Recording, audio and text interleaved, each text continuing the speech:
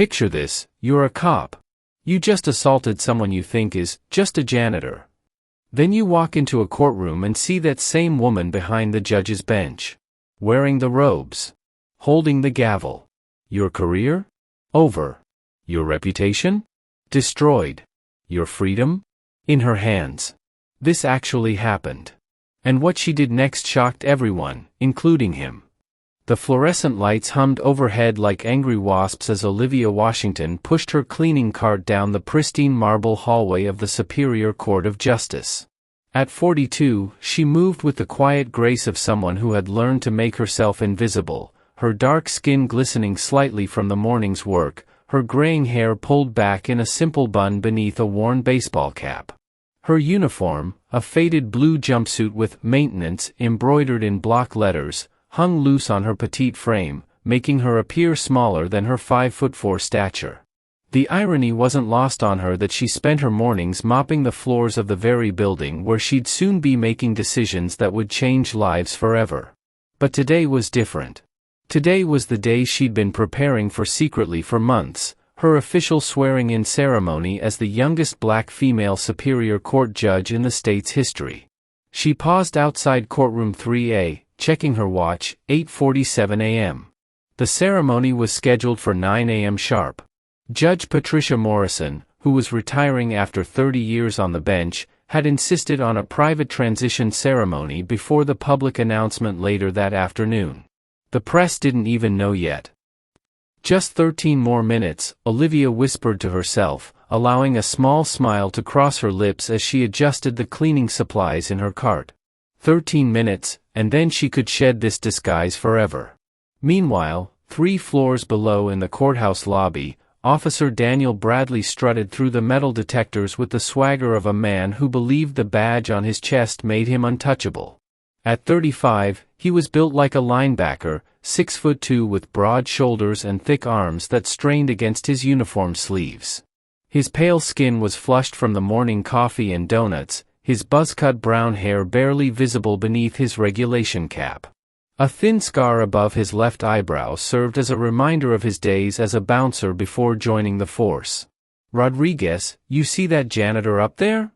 Bradley nudged his partner, Officer Miguel Rodriguez, a shorter, stockier man with kind eyes that seemed perpetually tired. "Been watching her for weeks. Something ain't right about that one." Rodriguez followed Bradley's gaze up the marble staircase where Olivia had just disappeared around the corner. "What do you mean, Danny? She's just doing her job." "Nah, man. Janitors don't carry themselves like that. Look at how she walks, like she owns the place. And have you seen the way she watches the proceedings? Most cleaning folks mind their own business.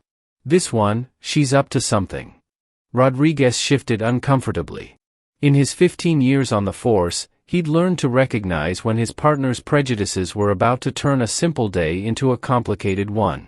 "Come on, Bradley. Maybe she's just interested in the law. Nothing wrong with that." But Bradley was already heading toward the staircase, his hand resting casually on his utility belt. "Today's the day we find out what her deal is. I got a feeling about this one, Rodriguez. And my feelings are never wrong." As if sensing the approaching storm, Olivia felt a chill run down her spine as she arranged the cleaning supplies outside the courtroom. She'd dealt with suspicion before, people who couldn't understand why a janitor would linger during court proceedings, why she'd sometimes be found reading legal briefs during her breaks, why she carried herself with a confidence that didn't match her uniform. The truth was, she'd been living this double life for the past 6 months as part of an unusual request from the governor's office. After her appointment was confirmed but before her swearing-in, she'd asked for time to observe the courthouse from the ground up, to understand the building, the people, and the system she'd soon be overseeing from an entirely different perspective. The governor, impressed by her dedication, had arranged for her to work as a janitor under an assumed identity. Judge Washington, she'd practiced saying the words in her bathroom mirror every morning for weeks. Today, they'd finally be real. She heard heavy footsteps echoing up the staircase and turned to see the 2 officers approaching. Something in Bradley's expression made her stomach tighten, but she maintained her calm demeanor, focusing on wiping down the brass nameplate next to Courtroom 3A.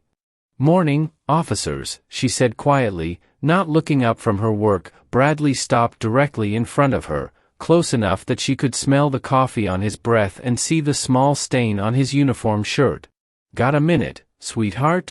The condescending tone in his voice set her teeth on edge, but Olivia had learned long ago to pick her battles.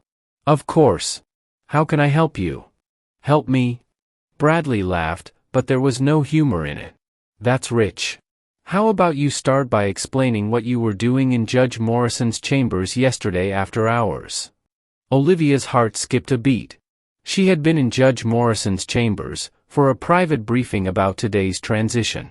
But she couldn't explain that without revealing her identity, and she'd promised to maintain the secret until the ceremony. "I was cleaning," she said simply, her voice steady despite the adrenaline beginning to course through her veins. "Cleaning," Bradley repeated, taking another step closer. "Right. And I suppose you were just cleaning when you were photographed going through legal files last week." This was news to Olivia, and the surprise must have shown on her face because Bradley's grin widened. "What would you do if you were in Olivia's shoes right now? Reveal your true identity to stop the confrontation, or maintain your cover and risk whatever comes next? Drop your thoughts in the comments below. Nothing to say now, huh?" Bradley's voice grew louder, echoing off the marble walls. "You know what I think? I think you're running some kind of scam. Maybe selling information to lawyers, maybe stealing documents. Either way, your little game ends today." Rodriguez stepped forward, his voice cautious. "Danny, maybe we should just stay back, Rodriguez. This is between me and..." Bradley looked at Olivia's name tag. "Olivia. That even your real name, sweetheart?" The way he said sweetheart made Olivia's skin crawl, but she maintained her composure. Years of facing discrimination in law school, in her previous firm, and even during the judicial confirmation process had taught her to keep her emotions in check when confronted by bullies. "It is," she said quietly. "Well, Olivia, here's what's going to happen. You're going to come with us for questioning, and you're going to explain exactly what you've been up to in this courthouse. And if I find out you've been stealing or selling information..." He let the threat hang in the air. Olivia glanced at her watch. 8:52 a.m. 8 minutes until the ceremony. 8 minutes until she could end this charade forever. But looking at Bradley's face, the certainty in his eyes, the way his hand hovered near his handcuffs, she realized she might not have 8 minutes. "Officers, I understand your concern, but I'm just trying to do my job. If you have specific allegations, perhaps we should involve courthouse security or, don't tell me how to do my job." Bradley's voice boomed through the hallway, causing a few early arriving court staff to turn and stare. "You think because you've been sneaking around here for months that you know how things work? You think you're smart?" The racism in his tone was unmistakable now, and Olivia felt her carefully maintained composure beginning to crack. She'd faced prejudice before, but never while wearing a janitor's uniform, never while being deliberately vulnerable and defenseless. "I'm not trying to cause any trouble," she said, her voice still calm but with an edge of steel that made Rodriguez take a step back, but Bradley was too worked up to notice the change in her tone, too blinded by his own assumptions and prejudices to see the intelligence and strength in her eyes. "Trouble?" He laughed harshly. "Sweetheart, you are trouble. And I'm about to solve you." As he reached for his handcuffs, Olivia made a decision that would change everything. She wouldn't reveal her identity, not yet. She would let this play out exactly as it was meant to, because sometimes the universe provides perfect moments of poetic justice.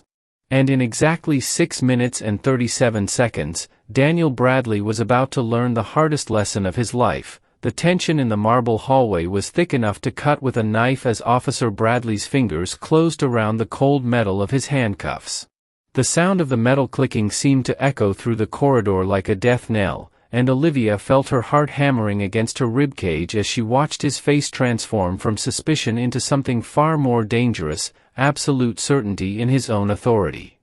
"Turn around," Bradley commanded, his voice carrying the weight of someone who had never been challenged, never been wrong, never faced consequences for his actions. Hands behind your back. Olivia glanced at her watch one more time, 8:53 a.m. 7 minutes. 7 minutes until Judge Morrison would be expecting her in chambers for the final briefing before the ceremony. 7 minutes until the governor's representative arrived with the media for what was supposed to be a triumphant moment in judicial history. "Officer, please," she said, her voice maintaining its steady calm despite the storm brewing inside her chest. "I think there's been a misunderstanding. If you could just give me a moment to—" "The only misunderstanding here," Bradley interrupted, grabbing her shoulder with enough force to make her wince, "is you thinking you could run whatever scam you've been running in my courthouse." The possessive way he said "my courthouse" sent a chill down Olivia's spine. She'd seen this type before, the kind of officer who believed his badge gave him ownership over everything and everyone in his vicinity. The kind who saw a black woman in a janitor's uniform and immediately assumed criminality. Rodriguez stepped closer, his discomfort evident in every line of his body. "Danny, maybe we should call this in first. Get some backup, talk to the supervisor." "I don't need backup to handle one cleaning lady," Bradley snapped, his grip tightening on Olivia's shoulder. "Turn around, now." But Olivia didn't turn around. Instead, she did something that surprised all three of them. She looked Bradley directly in the eyes with a steady, unflinching gaze that seemed to see right through him. It was the look of someone who had stared down hostile witnesses, aggressive attorneys, and prejudiced colleagues. It was the look of someone who knew exactly who she was and what she was worth. "Officer Bradley," she said quietly, her voice carrying a new quality that made Rodriguez take an unconscious step backward. "I'm going to ask you one more time to reconsider what you're about to do." The way she said his name, with perfect enunciation and a gravity that seemed to fill the hallway, made Bradley pause for just a moment. There was something in her tone that didn't match the uniform she wore, something that suggested authority rather than submission. But Bradley's prejudices ran too deep, his ego too inflated, his need to dominate too strong.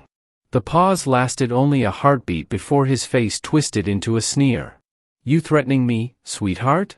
You think because you've been sneaking around here playing Nancy Drew that you can intimidate a police officer?" He grabbed her other shoulder now, his fingers digging into the thin fabric of her jumpsuit. "I've dealt with your type before. Think you're smarter than everyone else, think you deserve more than what you got." "Danny, don't," Rodriguez started, but his warning came too late. Bradley spun Olivia around with enough force to send her cleaning cart skittering across the marble floor, supplies scattering in every direction. The sound of bottles and brushes clattering against the hard surface mixed with the sharp intake of breath from a small group of court staff who had gathered at the far end of the hallway, drawn by the commotion. "You want to know what I think?" Bradley's voice was rising now, echoing off the high ceilings and marble walls. "I think you're nothing but a common thief. I think you've been casing this place for weeks, figuring out what you can steal, what you can sell. And I think you picked the wrong courthouse and the wrong cop to mess with." As he forced her hands behind her back, Olivia caught sight of her reflection in the polished brass nameplate next to Courtroom 3A. For just a moment, she saw herself as Bradley saw her, a small black woman in a janitor's uniform, apparently powerless and defenseless. But beneath that surface image, she also saw something else, the strength she'd built through years of fighting for her place in a system that didn't want her, the intelligence that had carried her through Harvard Law School on a full scholarship, the determination that had made her the youngest person ever appointed to the Superior Court bench in the state's history. "Officer," she said one final time, her voice now carrying unmistakable authority despite her position, "you are making a mistake that will follow you for the rest of your career." Bradley laughed, a harsh, ugly sound that seemed to bounce off the walls like a physical assault. "The only mistake I'm making is not doing this sooner. Rodriguez, call it in. Tell them we've got a trespasser in custody." But Rodriguez was staring at something behind Bradley, his face growing pale. "Danny, I really think you should. I think you should shut up and do what I told you to do." Bradley snapped, not bothering to look where his partner was staring. Instead, he leaned closer to Olivia, his breath hot against her ear. "And you, sweetheart, are about to learn what happens when people like you try to operate above their station. What happened next would be seared into Rodriguez's memory for the rest of his life, replayed in countless sleepless nights and therapy sessions. Bradley raised his hand, not to restrain, not to arrest, but to humiliate. The slap across Olivia's face was loud enough to be heard 3 floors down, hard enough to snap her head to the side and bring tears to her eyes, deliberate enough to leave no doubt about its intent. The sound seemed to freeze time itself. The scattered court staff stood motionless, their mouths open in shock. Rodriguez felt his hand move instinctively toward his radio, then stop, paralyzed by the enormity of what he'd just witnessed. Even the fluorescent lights seemed to flicker, as if the building itself had been struck. Olivia's cheek burned where Bradley's hand had connected, but the physical pain was nothing compared to the rage building in her chest. Not rage at the slap itself, she'd faced worse discrimination in her life. But rage at what it represented, the casual cruelty of someone who believed her humanity was worth less than his authority, who saw her as nothing more than an object to be controlled and punished. "There," Bradley said, satisfaction evident in his voice as he admired his handiwork. "Maybe that'll teach you some respect." The silence that followed was deafening. It stretched on for what felt like hours but was probably only seconds, broken finally by the sound of approaching footsteps from the direction of the main staircase. "What in God's name is happening here?" The voice belonged to Judge Patricia Morrison, a 70-year-old woman whose reputation for fairness was matched only by her intolerance for bullies. She emerged from the staircase like an avenging angel, her silver hair perfectly styled, her black robes flowing behind her as she moved with the authority of 3 decades on the bench. Behind her came Governor Rebecca Chen's chief of staff, a young man in an expensive suit carrying an official-looking briefcase, and Courthouse Administrator Helen Walsh, whose face had gone white as she took in the scene before her. "Officer Bradley," Judge Morrison's voice could have frozen hellfire. "Step away from that woman immediately." But Bradley was too far gone, too caught up in his own power trip to recognize the danger he was in. "Judge Morrison, perfect timing. We've got a situation here with this janitor." "She's been," I said, "step away from her. Now." The command in Judge Morrison's voice finally penetrated Bradley's arrogance, and he reluctantly released his grip on Olivia's shoulders. But he didn't step back, didn't lower his hands, didn't show any sign of understanding the magnitude of his error. "Judge, with all due respect, this is a police matter. This woman has been conducting suspicious activities in the courthouse for weeks, and when I tried to question her, she became belligerent and..." "Belligerent?" Judge Morrison's eyebrows rose so high they nearly disappeared into her hairline. "Officer Bradley, are you seriously going to stand there and tell me that this woman," she gestured toward Olivia, who was still standing with her hands behind her back, the red mark from the slap clearly visible on her dark cheek, "was belligerent toward you? We've all witnessed or experienced moments like this, when someone's prejudice blinds them to the truth right in front of them. What do you think is going through Officer Bradley's mind right now? Share your thoughts in the comments." Bradley's confidence was beginning to waver, but his pride wouldn't let him back down. "Judge, I understand you might have concerns about my methods, but this woman has been engaging in suspicious behavior, and as a law enforcement officer, I have the authority and responsibility to assault a courthouse employee?" The new voice belonged to Helen Walsh, the courthouse administrator, whose usually gentle demeanor had been replaced by barely controlled fury. "Officer Bradley, are you aware that your actions have been recorded by our security cameras? Are you aware that striking a courthouse employee is grounds for immediate termination and criminal charges?" For the first time since the confrontation began, Bradley looked uncertain. His eyes darted between Judge Morrison, Helen Walsh, and the Chief of Staff, who was watching the proceedings with the detached interest of someone taking mental notes for a very important report. She was resisting arrest," Bradley stammered. "She refused to comply with lawful orders, and when subjects resist, what were you arresting her for?" Judge Morrison's voice was deadly quiet now. For suspicious behavior. For trespassing. Officer Bradley," Judge Morrison interrupted, are you familiar with the concept of probable cause? The question hung in the air like a challenge, and Rodriguez found himself holding his breath as he watched his partner's face cycle through confusion, defensiveness, and the first glimmers of real fear. Of course I am, Bradley said, but his voice lacked its earlier confidence. I had probable cause to believe that a courthouse employee, wearing a courthouse uniform, carrying courthouse cleaning supplies, and performing courthouse maintenance duties, was trespassing. Judge Morrison's tone could have cut glass. That a woman who has worked in this building for months without incident, who has been observed by multiple staff members performing her duties professionally and quietly, suddenly posed some kind of threat that required physical force. Bradley opened his mouth to respond, but no words came out. For the first time in his adult life, he was beginning to understand that his badge might not protect him from the consequences of his actions. But Judge Morrison wasn't finished. She turned to Olivia, her expression softening with genuine concern. "Ma'am, are you injured? Do you need medical attention?" Olivia touched her cheek gingerly, the skin still burning from the slap. "I'm all right, Judge Morrison. Thank you for your concern." "I'm not just concerned, I'm outraged," Judge Morrison replied. "No one should be treated this way in my courthouse, in any courthouse." "Officer Bradley, you are, actually, Judge Morrison," Olivia interrupted gently, her voice carrying a new quality that made everyone in the hallway turn to look at her with fresh attention. "If I may, I'd like to handle this matter myself." There was something in the way she spoke, a quiet authority, a confidence that seemed to radiate from within, that made Bradley take an unconscious step backward. Rodriguez later said it was like watching a butterfly emerge from a cocoon, or a queen stepping out of disguise. Judge Morrison studied Olivia's face for a long moment, and a slow smile began to spread across her features. "Of course, Your Honor. I think that would be most appropriate." The words, "Your Honor," hit the hallway like a thunderbolt.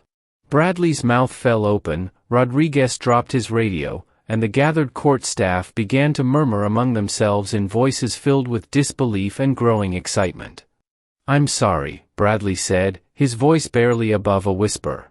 "Did you just call her, Officer Bradley?" Olivia said, straightening to her full height and fixing him with a gaze that seemed to see directly into his soul. "My name is not, sweetheart. It's not this woman, or that one, or any of the other terms you've used to describe me over the past few minutes." She reached up slowly and removed the baseball cap from her head, letting her gray-streaked hair fall naturally around her shoulders. Then she began to unzip the faded jumpsuit, revealing underneath a crisp white blouse and perfectly tailored black slacks. "My name," she continued, her voice growing stronger and more authoritative with each word, "is Olivia Washington. I graduated summa cum laude from Harvard Law School. I spent 12 years as a prosecutor, 6 years in private practice specializing in civil rights law, and 2 years as a federal public defender." Bradley's face had gone from red to white to a sickly green color as the implications of her words began to sink in. "And as of 9 o'clock this morning," Olivia continued, pulling off the jumpsuit completely and revealing an outfit that would have been perfectly appropriate for any courtroom in the country, "I will be the Honorable Judge Olivia Washington, Superior Court of Justice." The silence that followed was absolute. Even the building's ventilation system seemed to have stopped humming, as if the entire courthouse was holding its breath. Rodriguez was the first to find his voice. "Oh my God," he whispered, sinking against the marble wall. "Oh my God, Danny, what have you done?" But Bradley couldn't speak. He stood frozen, staring at the woman he had just slapped, humiliated, and attempted to arrest, trying to process the fact that she was about to become one of the most powerful people in the state's judicial system. Judge Morrison stepped forward, her smile now full of pride and satisfaction. "Ladies and gentlemen," she announced to the growing crowd of courthouse staff, "I'd like you to meet my successor, Judge Olivia Washington." The ceremony was supposed to be private, but given the circumstances, I think a public introduction is more appropriate.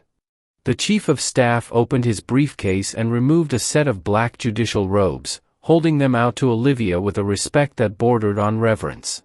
"Your Honor, if you're ready?" Olivia took the robes, feeling their weight in her hands, not just the physical weight of the fabric, but the symbolic weight of everything they represented. Justice, fairness, the power to right wrongs and protect the innocent. The power to ensure that what had just happened to her would never happen to anyone else in her courthouse. She looked at Bradley one more time, taking in his pale, sweating face, his trembling hands, the complete destruction of his confidence and arrogance. For just a moment, she felt a flicker of sympathy for him. After all, she would soon be in a position to show mercy as well as justice. But first, she had a point to make. "Officer Bradley," she said, slipping her arms into the sleeves of the judicial robes, "in approximately 3 minutes, I will take the oath of office as a superior court judge. And when I do, one of my first official acts will be to review the security footage of our encounter here today." Bradley's legs seemed to give out beneath him, and he sat down heavily on the marble steps, his head in his hands. However, Olivia continued, fastening the buttons of her robes with steady fingers, "I believe in second chances. I believe in the possibility of redemption, even for those who have forgotten their humanity in service of their prejudices." She turned to Rodriguez, who was watching the proceedings with a mixture of horror and fascination. "Officer Rodriguez, you've been very quiet during this entire incident. Do you have anything to say?" Rodriguez straightened up, recognizing an opportunity when he saw one. "Your Honor, I tried to stop him. I told him this was wrong, but he wouldn't listen. I should have done more." Olivia nodded approvingly. "Recognition of one's failures is the first step toward growth, Officer Rodriguez. I appreciate your honesty." Then she turned back to Bradley, her expression stern but not unkind.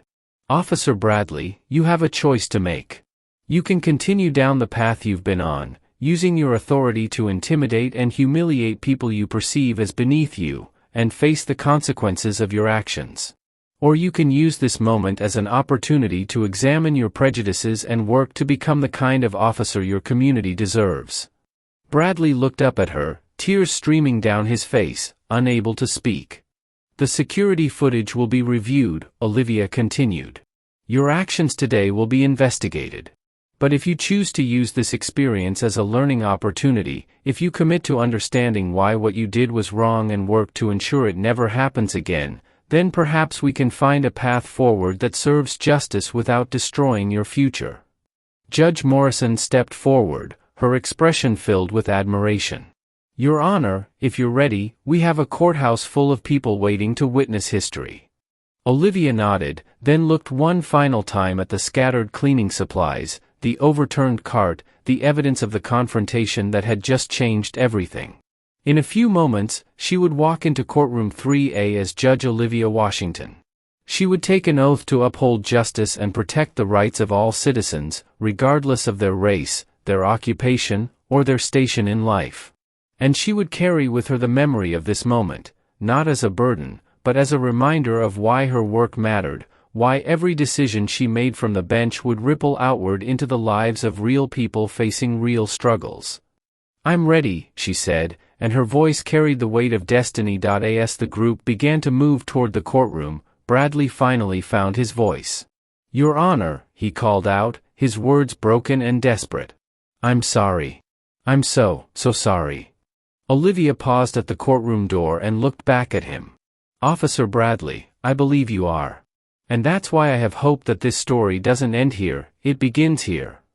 Then she stepped through the doors of Courtroom 3A, leaving behind the janitor's uniform and the world's assumptions, ready to take her place as the newest guardian of justice in the state's highest court. Behind her, Bradley remained on the marble steps, Rodriguez beside him, both men forever changed by their encounter with a woman who had shown them that dignity and strength could not be defined by a uniform, and that justice, when it finally arrived, could be both swift and merciful. The real ceremony was about to begin. The heavy oak doors of Courtroom 3A closed behind Judge Olivia Washington with a finality that seemed to echo through the very foundations of the building, but the reverberations of what had just transpired in the hallway continued to spread like ripples across the surface of a disturbed pond. Inside the courtroom, a carefully selected group of dignitaries, legal professionals, and courthouse staff had gathered for what was supposed to be a quiet, dignified ceremony. Governor Rebecca Chen herself sat in the front row, her silver hair perfectly styled and her expression radiating the satisfaction of someone who had just made history by appointing the youngest black female Superior Court judge in the state's history. Beside her sat Chief Justice Harold Brennan, a distinguished man in his 60s whose reputation for fairness was legendary throughout the legal community, and several other judges who had come to welcome their new colleague. The room buzzed with quiet conversation and anticipation, but as Olivia entered wearing her judicial robes, the murmur died away to expectant silence.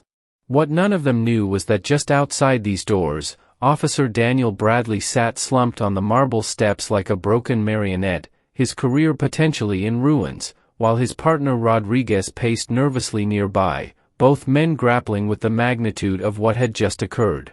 The irony was palpable. Here was Olivia, about to take an oath to uphold justice and protect the rights of all citizens, while just feet away sat a man who had violated those very principles she was sworn to defend.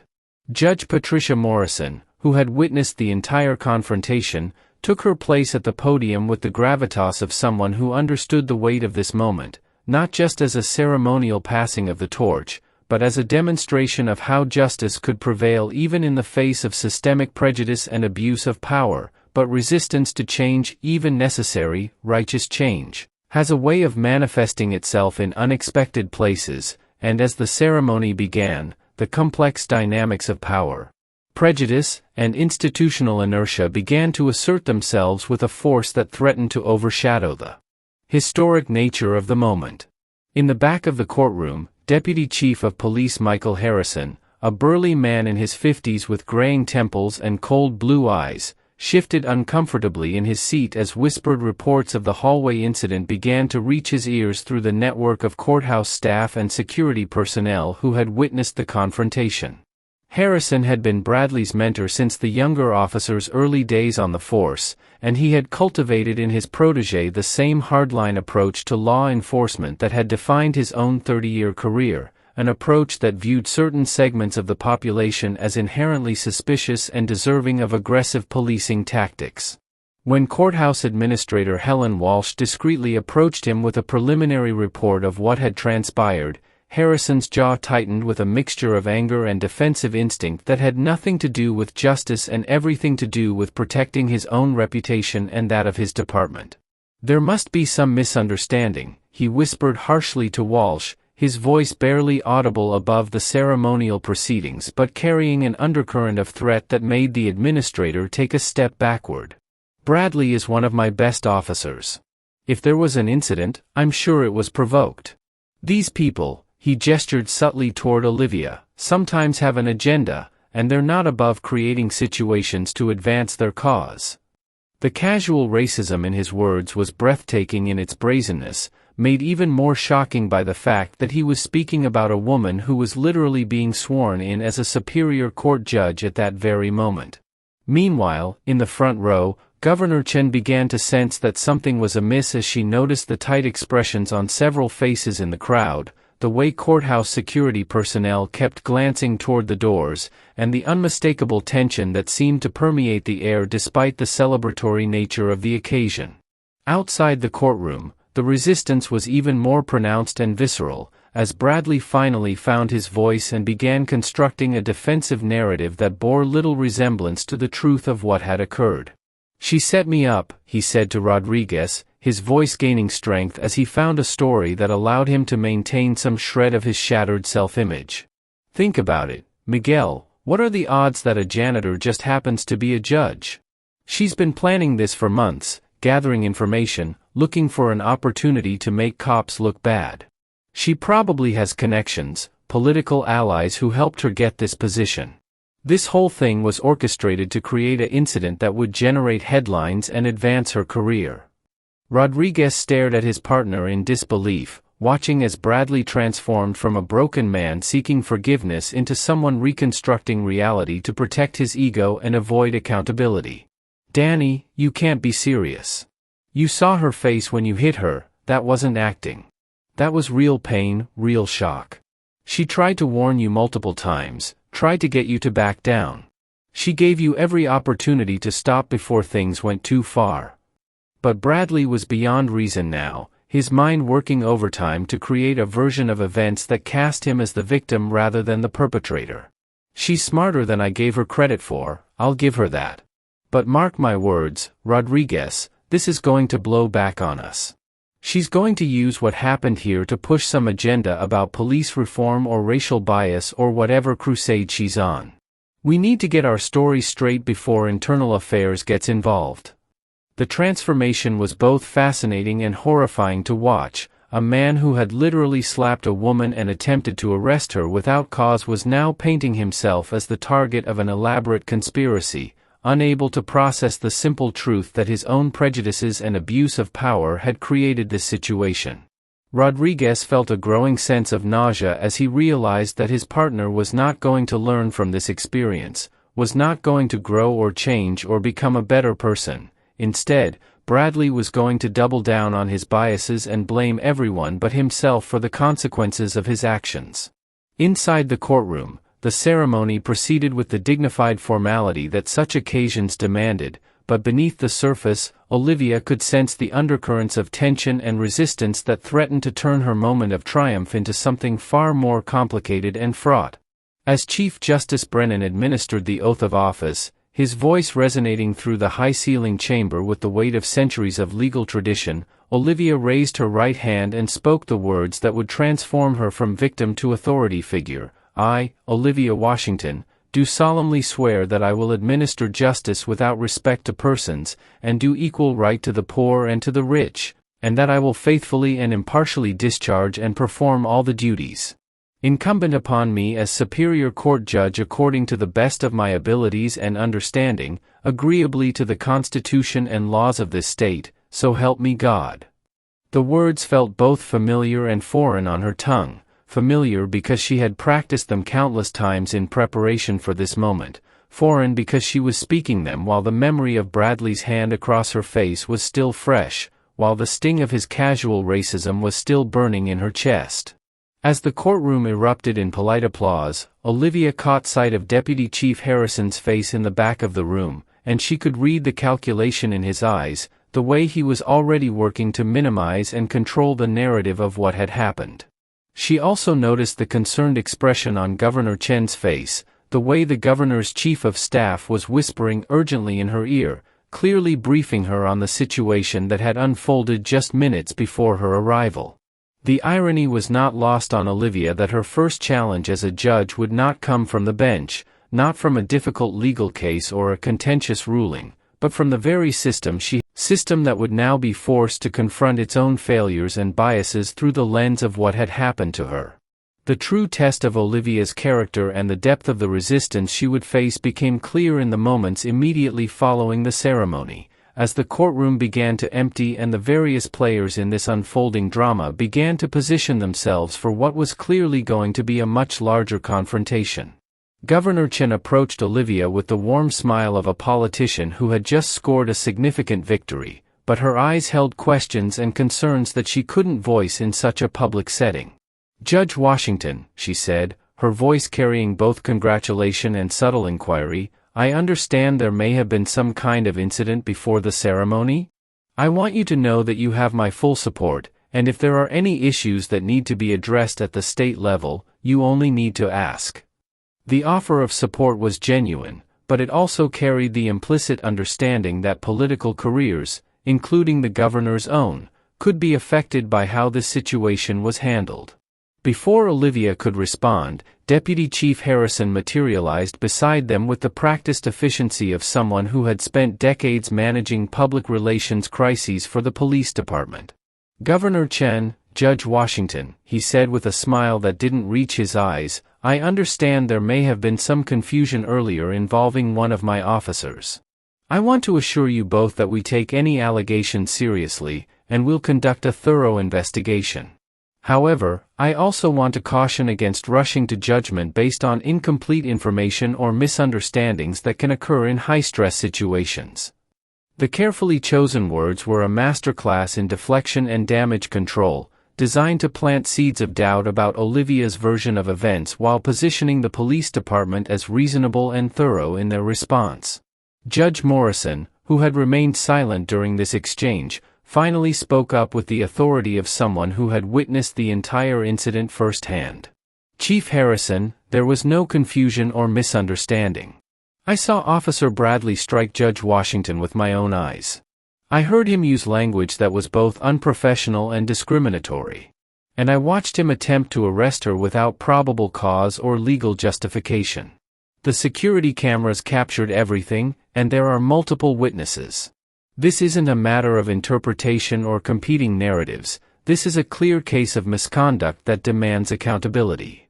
The directness of Judge Morrison's statement sent a visible shock through Harrison's carefully constructed composure, and for just a moment, his mask slipped enough to reveal the anger and defensive instinct beneath.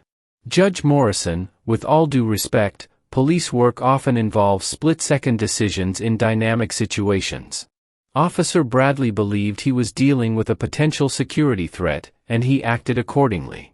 The fact that there was a case of mistaken identity doesn't automatically constitute misconduct." The phrase, "mistaken identity," hung in the air like a slap in the face, a deliberate attempt to reduce the entire incident to a simple mix-up rather than acknowledging the racial profiling and abuse of power that had actually occurred. Have you ever witnessed someone in authority try to minimize or explain away obvious misconduct? How do you think Judge Washington should respond to this attempt to rewrite what happened? Let us know in the comments below. Olivia felt the familiar surge of anger and determination that had carried her through law school, through hostile courtrooms, through every challenge she had faced as a black woman in a predominantly white profession. But now she also felt something new, the weight of the judicial robes she wore, the responsibility that came with the power to ensure that justice was served not just for herself, but for everyone who would never have the opportunity to transform from victim to judge in a matter of minutes. "Chief Harrison," she said, her voice carrying the quiet authority that had silenced the hallway earlier, "what happened to me today was not a case of mistaken identity. It was a case of an officer seeing a black woman in a janitor's uniform and immediately assuming criminality. It was a case of that officer escalating a situation through aggression and intimidation rather than de-escalation and professionalism. And it was a case of that officer physically assaulting someone he perceived as powerless and beneath his authority. The fact that I turned out to be a judge doesn't change the fundamental nature of what occurred, it simply means that this time, there will be consequences." The words hung in the air with the finality of a gavel, and Harrison's face flushed red as he realized that his usual tactics of deflection and minimization were not going to work against someone who now wielded significant power within the very system he was trying to manipulate. The mahogany-paneled conference room adjacent to Courtroom 3A had never hosted a gathering quite like this one, as the key players in what was rapidly becoming a courthouse crisis found themselves trapped together by circumstance, protocol, and the relentless machinery of bureaucratic damage control. Governor Chen had requested an immediate closed-door meeting to address the situation before word leaked to the media, and the room now buzzed with the kind of tension that comes when powerful people with conflicting interests are forced into proximity with no easy escape route. Judge Olivia Washington sat at the head of the polished table in her judicial robes, still adjusting to the weight of both the fabric and the authority it represented, while Deputy Chief Harrison positioned himself strategically across from her, his notebook open and his pen poised as if he were conducting an investigation rather than participating in damage control for his department's misconduct. Judge Patricia Morrison had claimed the seat to Olivia's right, her 30 years of judicial experience evident in the way she observed the proceedings with the calm intensity of someone who had seen every possible courtroom drama unfold, while Governor Chen's chief of staff, Thomas Rivera, frantically typed notes on his tablet, clearly calculating the political implications of every word spoken. The elephant in the room, literally and figuratively, was the empty chair where Officer Bradley should have been sitting, but Harrison had insisted that his officer needed medical attention for what he termed shock and emotional distress following the incident, a characterization that made Judge Morrison's eyebrows rise so high they nearly disappeared into her silver hairline. Outside the conference room, courthouse security had established a perimeter to keep curious staff and early arriving attorneys at bay, but everyone could sense that news of the morning's events was spreading through the building like wildfire, carried by whispered conversations, hurried phone calls, and the kind of institutional gossip that travels faster than any official communication. The irony of the situation was palpable. Here was Judge Washington, barely an hour into her tenure, already facing a crisis that would test every principle she had sworn to uphold, while the very people who should have been celebrating her historic appointment were instead scrambling to manage a public relations nightmare that threatened to overshadow her achievement and potentially damage everyone's careers. The forced intimacy of the conference room setting created an atmosphere where normal social and professional boundaries became both more rigid and more fragile, as each participant struggled to balance their official roles with their personal reactions to what had transpired. Governor Chen, a seasoned politician who had built her career on carefully calibrated responses to difficult situations, found herself genuinely shaken by the raw footage from the courthouse security cameras that Thomas Rivera had hastily compiled on his tablet. The images of Officer Bradley striking Judge Washington were crystal clear, leaving no room for interpretation or spin, and the governor's face grew increasingly pale as she watched the incident unfold from multiple angles. "Judge Washington," the governor said, her voice carrying both admiration and concern, "I want you to know that I am horrified by what happened to you, and I want to assure you that my administration will support whatever action you deem appropriate. At the same time, I have to ask, and please forgive the political calculation in this question, how do you want to handle the public response to this incident? The media will undoubtedly pick up this story, and we need to be prepared with a unified message that protects your reputation while also addressing the systemic issues this incident represents." The question hung in the air like a challenge, because everyone in the room understood that Judge Washington's response would set the tone not just for the immediate crisis, but for her entire tenure on the bench and potentially for police-community relations throughout the state. Deputy Chief Harrison, meanwhile, was conducting his own form of damage control, his mind racing through decades of experience in managing controversial police incidents and calculating how to minimize his department's exposure while protecting Officer Bradley's career. "Governor, Judge Washington, with all due respect," Harrison interjected, his voice carrying the practiced authority of someone accustomed to controlling narratives, "I think we need to be very careful about rushing to judgment based on a brief incident that clearly involved misunderstandings on both sides. Officer Bradley is a decorated veteran with an exemplary record, and while the optics of this situation are certainly unfortunate, we need to consider the context. He was responding to what he perceived as suspicious behavior in a high-security government building." The audacity of his statement, referring to misunderstandings on both sides when the security footage clearly showed an unprovoked assault, caused Judge Morrison to grip her coffee cup so tightly that her knuckles went white, while Thomas Rivera's typing became noticeably more aggressive as he documented every word for what would undoubtedly become a very important official record. The psychological dynamics in the room shifted dramatically when Courthouse Administrator Helen Walsh entered with a stack of incident reports and witness statements that had been hastily compiled by security personnel and courthouse staff, her usually composed demeanor replaced by barely contained outrage as she placed the documents in front of Judge Washington with the reverence of someone presenting evidence in a capital case. "Your Honor," Walsh said, her voice trembling slightly with emotion, "we have statements from 6 courthouse employees who witnessed the incident, including maintenance worker Carlos Mendez, who says he heard Officer Bradley use racially charged language during the confrontation, and court reporter Sandra Kim, who captured audio of the incident on her personal recording device because she was testing equipment in the adjacent courtroom." The revelation that audio evidence existed sent a visible shock through Deputy Chief Harrison, who had clearly been banking on the incident being reduced to a he-said-she-said situation that could be managed through careful messaging and strategic doubt casting. Judge Washington accepted the documents with steady hands, but those close enough to observe her carefully could see the slight tremor in her fingers as she began to read through the witness statements, not from fear or uncertainty, but from the overwhelming realization that this moment would define not just her own legacy, but potentially the relationship between the judiciary and law enforcement for years to come. Governor Chen leaned forward in her chair, her political instincts fully engaged as she processed the implications of the mounting evidence. "Helen, thank you for compiling this information so quickly. I think we all agree that transparency is essential in a situation like this." She paused, her eyes moving between Harrison and Judge Washington like a mediator trying to prevent a courtroom from erupting into chaos. "However, I also think we need to consider how we move forward in a way that serves justice while also maintaining public confidence in our institutions." The diplomatic language barely concealed the underlying tension. The governor was essentially asking Judge Washington to balance her personal desire for justice against the broader political considerations that could affect everything from police funding to judicial independence to the governor's own re-election prospects.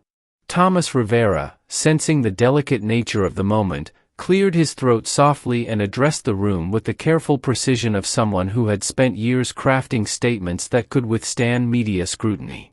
"If I may suggest, we might consider an approach that acknowledges the seriousness of what occurred while also emphasizing our commitment to due process and institutional reform." Judge Washington's response to this incident could become a model for how our state addresses police misconduct, not through knee-jerk reactions or public shaming, but through thoughtful, systemic change that addresses root causes rather than just symptoms.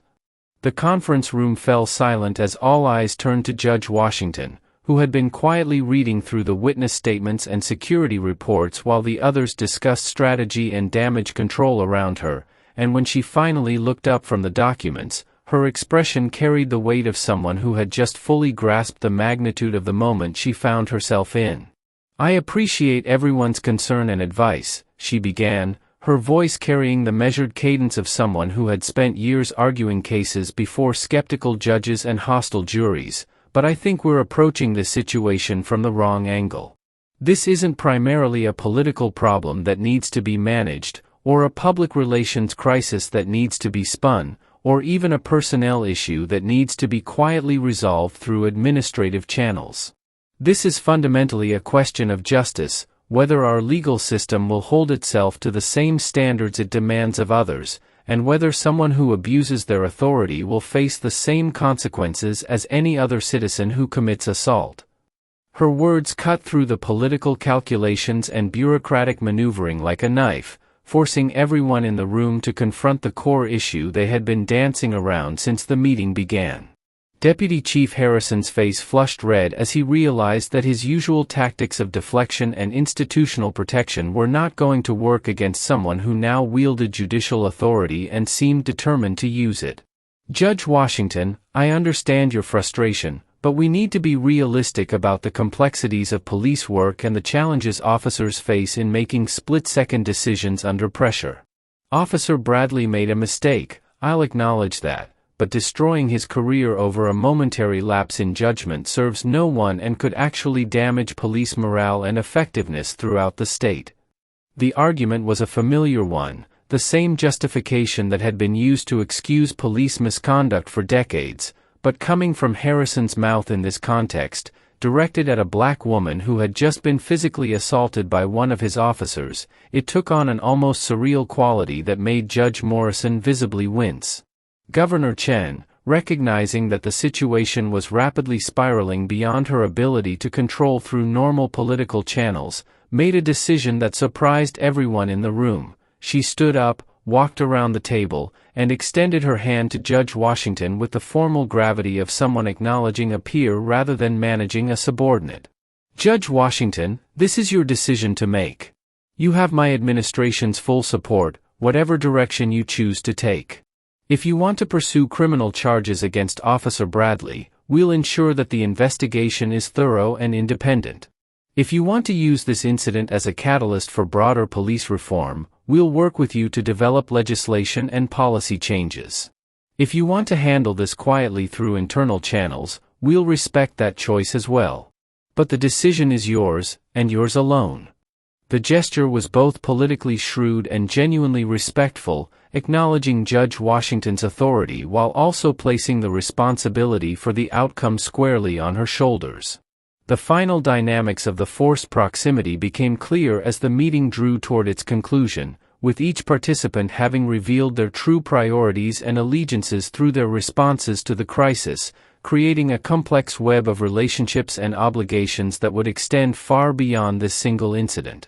Judge Washington found herself in the unprecedented position of being both victim and arbiter, forced to make decisions that would affect not only her own future but the careers and lives of everyone in the room, and the weight of that responsibility was evident in the careful deliberation with which she considered her next words. "Deputy Chief Harrison," she said, turning to face him directly with the steady gaze that had already become her trademark, "I want you to understand something very clearly. What Officer Bradley did to me today was not a mistake or a momentary lapse in judgment. It was the predictable result of attitudes and behaviors that your department has apparently tolerated, if not actively encouraged, for years. The fact that you're more concerned with protecting his career than with addressing the systemic problems that created this situation tells me everything I need to know about your priorities." Her words carried the authority of her new position, but also the passion of someone who had experienced discrimination firsthand and was determined to use her power to prevent others from suffering the same fate. Harrison's jaw tightened as he realized that his usual strategies for managing controversial incidents were not only failing, but actually making the situation worse by revealing the depth of his department's resistance to accountability. Judge Morrison, sensing that the moment had come for itself, stood and placed a supportive hand on Judge Washington's shoulder with the quiet dignity of someone passing a torch to the next generation.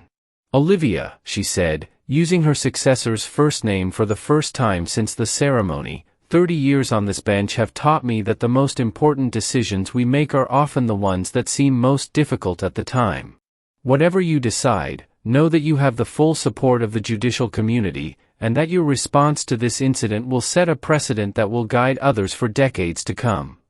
The moment was both personal and institutional, a recognition that Judge Washington's next decision would define not just her own legacy, but the relationship between the courts and law enforcement for years to come. Thomas Rivera, still typing furiously on his tablet, looked up long enough to catch Judge Washington's eye and offer a small nod of encouragement, a gesture that seemed to say that history was watching, and that whatever happened next would be measured not just by its immediate consequences, but by its contribution to the long arc of justice and equality that had brought them all to this moment. As the meeting drew to a close and the participants began to gather their materials and prepare for what would undoubtedly be a very long and very public day, the conference room seemed to hold its breath, waiting for Judge Washington's decision to reshape the landscape of power and accountability in ways that none of them could fully anticipate. The forced proximity had revealed the true character of each participant, stripped away the carefully constructed facades of political and professional courtesy, and created a moment of clarity that would define all their relationships going forward, a moment when justice and politics collided in the person of a newly sworn judge who had the power to ensure that this time, finally, there would be consequences for those who abused their authority. The weight of the judicial robe seemed to grow heavier as Judge Olivia Washington sat alone in her new chambers for the first time, the mahogany desk still bearing the nameplate of her predecessor while her own waited to be installed, a symbolic reminder that she was stepping into a role that carried decades of history and expectation. The events of the morning had left her emotionally drained, but as she opened the bottom drawer of the desk to place her personal items inside, her fingers brushed against a small, worn leather journal that she had carried with her through every major transition in her life, from law school to her first job as a prosecutor to her appointment to the bench. The journal fell open to a page dated 15 years earlier, written in her younger self's careful handwriting. "Another day, another reminder that I don't belong here. The senior partner called me articulate today, as if intelligence in a black woman was somehow surprising. But Mama didn't raise me to give up when things get hard. She used to say that every door that slams in your face is just God's way of showing you which walls need to be torn down." The memory hit her like a physical blow, transporting her back to the small apartment in South Chicago where she had grown up, where her mother, Dorothy Washington, had worked 3 jobs to keep the family afloat after Olivia's father died in a construction accident when she was just 12 years old. Dorothy had been a housekeeper at the city courthouse during the day, a cleaning woman at a law firm at night, and a weekend janitor at the local community college, a woman who understood the invisible nature of service work and the way people in positions of power could look right through you as if you didn't exist. "Baby girl," Dorothy used to tell her daughter while helping with homework at the kitchen table, her hands still smelling of industrial cleaning products, "the Lord gave you a mind that can take you anywhere in this world, but He also gave you eyes to see how other people suffer. Don't you ever get so high up that you forget what it feels like to be looked down on."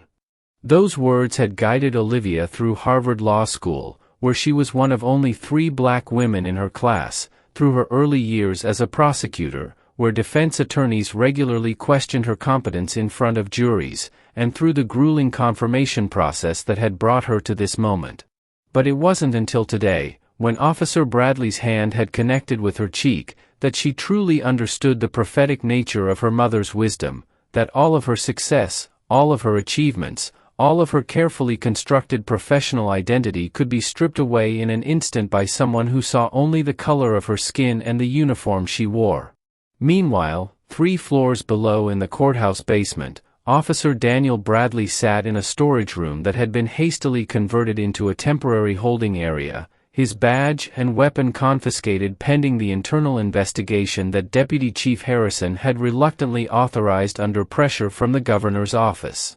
The fluorescent lights buzzed overhead with the same annoying frequency as those in the hallway where his career had imploded just hours earlier, and Bradley found himself reliving the moment over and over again, each replay revealing new layers of his own prejudice and stupidity that he had somehow been blind to in the heat of the moment.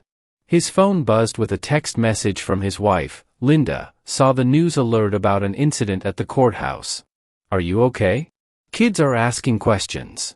Bradley stared at the screen, unable to formulate a response that would explain how he had gone from a decorated police officer to a potential criminal defendant in the space of 5 minutes.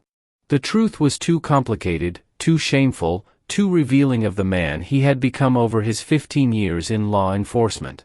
He thought about his father, Sergeant Robert Bradley, who had died in the line of duty when Daniel was just 18. Killed by a drug dealer during a routine traffic stop in the same neighborhood where Daniel now patrolled.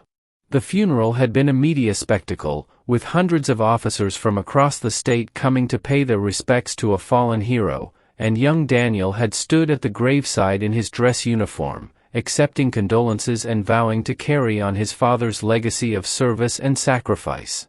But somewhere along the way, that noble intention had curdled into something darker and more toxic, a belief that his badge gave him the right to judge people based on their appearance, their neighborhood, their race, their economic status.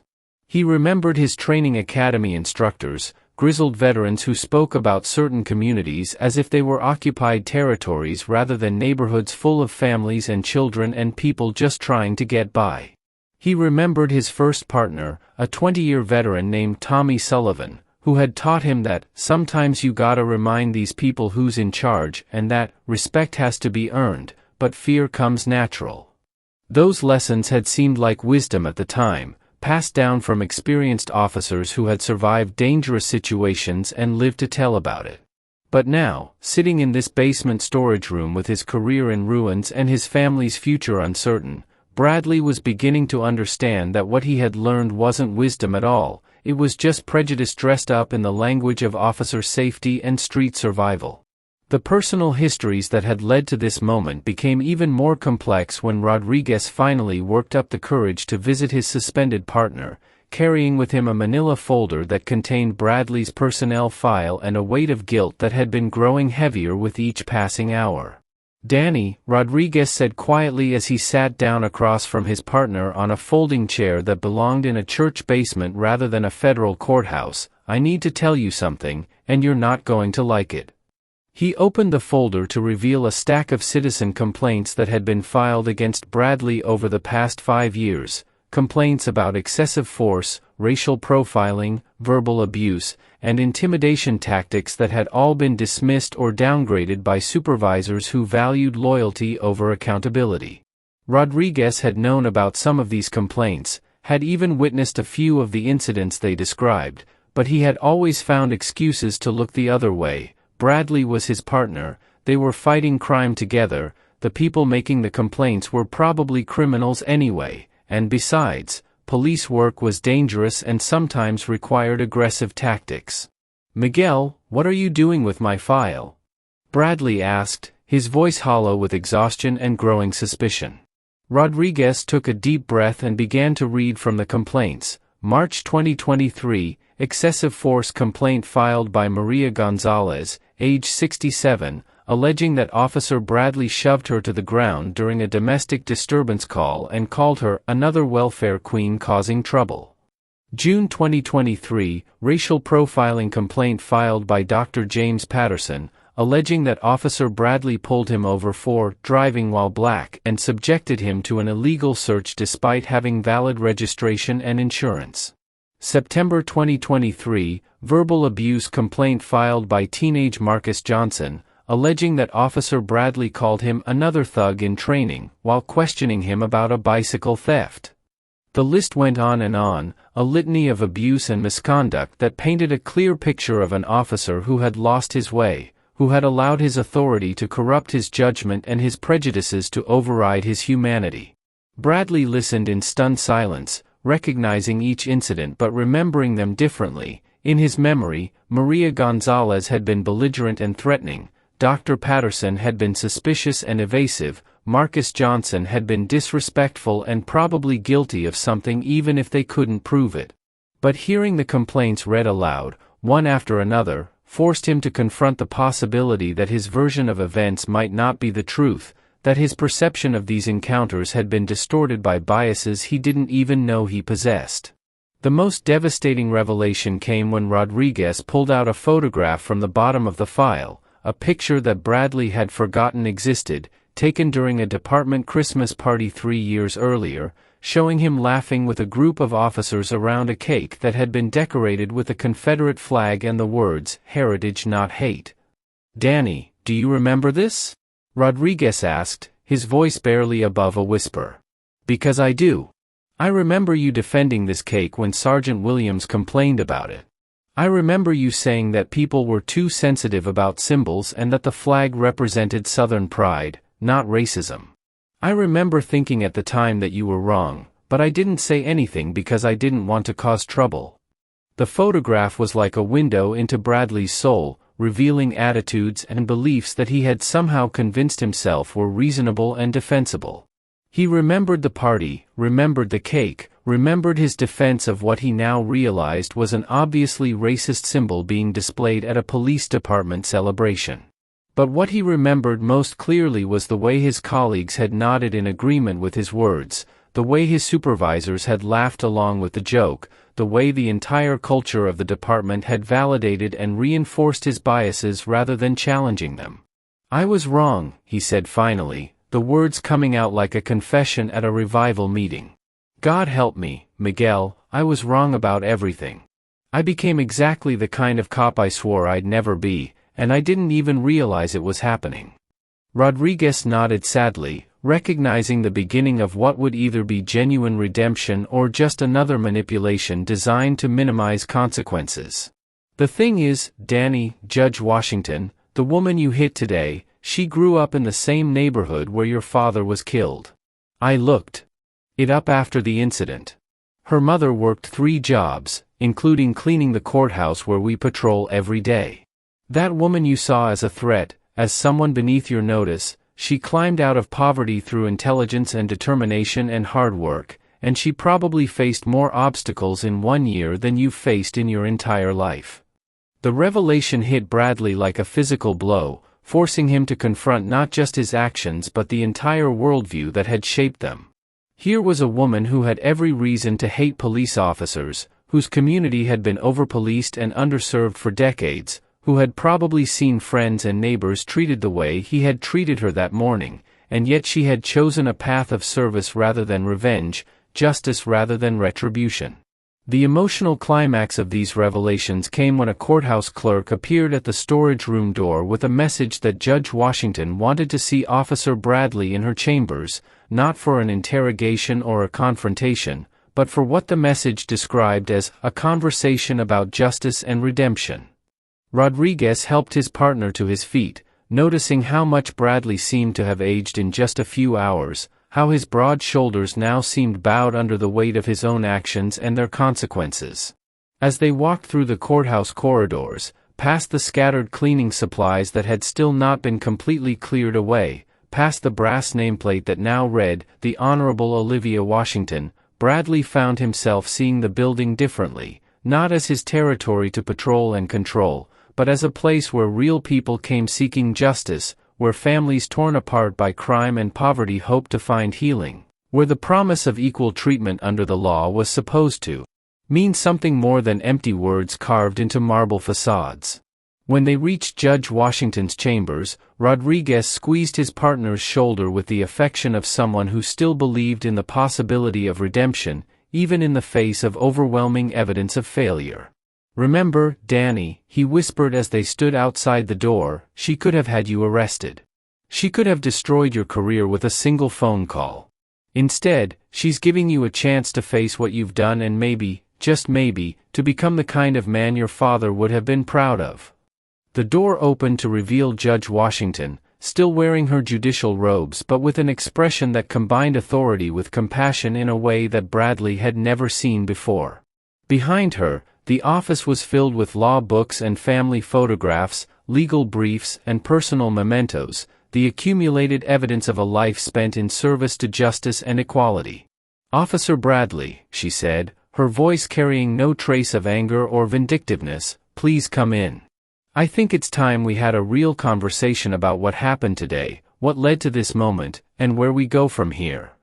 As Bradley stepped across the threshold into her chambers, he felt as if he were crossing from one life into another, from a world where his prejudices had been validated and protected into one where they would be examined, challenged, and hopefully transformed. The conversation that was about to unfold would determine not just his future, but the kind of man he would choose to become in the face of his own failures and the grace of someone who had every right to hate him but had chosen a different path instead.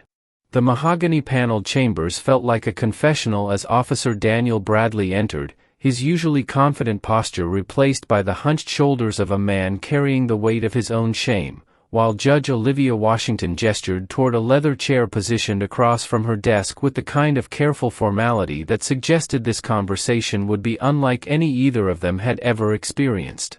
The afternoon sunlight streamed through the tall windows, casting long shadows across the room and illuminating the dust motes that danced between them like tiny witnesses to this unprecedented moment, a moment when victim and perpetrator, judge and defendant, would attempt to find some common ground in the wreckage of their morning encounter.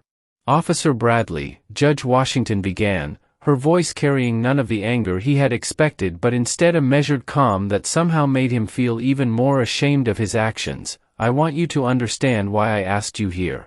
It would have been easy for me to let the system handle this situation through normal channels, criminal charges, internal affairs investigations, media statements, all the usual machinery of justice and accountability.